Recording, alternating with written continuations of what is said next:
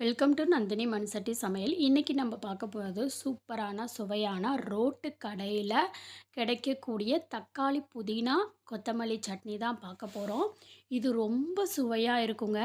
சப்பாத்தி, தோசை, அதே மாதிரி இட்லி சுட சுட வச்சு சாப்பிட்டிங்கனாலும் சரி, சாதத்துக்கு சூடாக இதை போட்டு பெச சாப்பிட்டிங்கன்னா அவ்வளோ டேஸ்ட்டாக இருக்குதுங்க. நான் ஒரு கடைக்கு போயிருந்தேன். அங்கே ரொம்ப எனக்கு பிடிச்சி போச்சு இந்த சட்னி.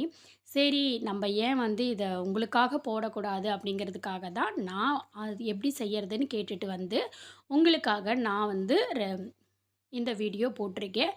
வீடியோவை ஸ்கிப் பண்ணாமல் பாருங்கள். இதை எப்படி செய்கிறதுன்னு ஸ்டெப் பை ஸ்டெப்பாக பார்க்கலாம் வாங்க.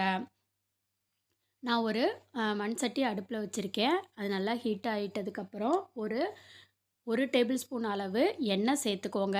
எண்ணெய் சேர்த்துனதுக்கப்புறம் இதில் 1 ஸ்பூனு உளுந்து, 1 ஸ்பூன் கடலப்பருப்பு, 1 ஸ்பூன் முழு தனியா, அப்புறம் வரமிளகா உங்கள் காரத்துக்கு தகுந்த மாதிரி.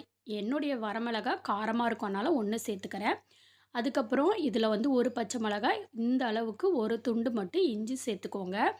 சேர்த்துட்டு நல்லா அதை எண்ணெயில் இந்த மாதிரி பொரியட்டும். இந்த மாதிரி பபிள்ஸ் வரும்போது நான் இதில் 1 கப் அளவு தக்காளி எடுத்திருக்கேன். அதாவது 3 தக்காளி மீடியம் சைஸில் நல்லா பழுத்த பழமாக எடுத்துக்கோங்க. அப்போ தான் இந்த சட்னி டேஸ்ட்டாக இருக்கும். இந்த கப்பு பார்த்துக்கோங்க. இப்போது இது நல்லா வதங்கணும். அந்த தக்காளியோட பச்சை வாசம் போனதுக்கப்புறம் இதில் நான் 1 கையளவு கொத்தமல்லி சேர்த்துருக்கேன். 1/2 கையளவு புதினா சேர்த்துருக்கேன். ஒரு 5, 6 பூண்டு பல் சேர்த்துருக்கேன். சேர்த்து இது எல்லாமே நல்லா வதக்கி விட்டு தேவையான அளவு உப்பு சேர்த்துக்குங்க. உப்பு சேர்த்து நல்லா கிளற விட்டு அதுக்கப்புறமேட்டு அடுப்பை ஆஃப் பண்ணிவிட்டு ஆற வச்சு நல்லா அரைச்சி எடுத்துக்கோங்க. இந்த மாதிரி நைஸாக அரைச்சி எடுத்துக்கோங்க. கெட்டியாக அரைச்சி எடுத்துக்கோங்க. இது ரொம்ப ரொம்ப ரொம்ப டேஸ்ட்டாக இருக்குங்க. ஒரு முறை நீங்கள் இந்த சட்னி செஞ்சிட்டிங்கன்னா மீண்டும் மீண்டும் மீண்டும் இந்த சட்னி செஞ்சு சாப்பிட்டுக்கிட்டே இருப்பீங்க. அவ்வளோ டேஸ்ட்டாக இருக்குங்க.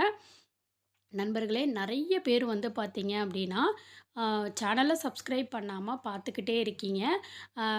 ப்ளீஸ் தயவு செஞ்சு சப்ஸ்கிரைப் பண்ணி சேனலை சப்போர்ட் பண்ணுங்கள் ஃப்ரெண்ட்ஸ்.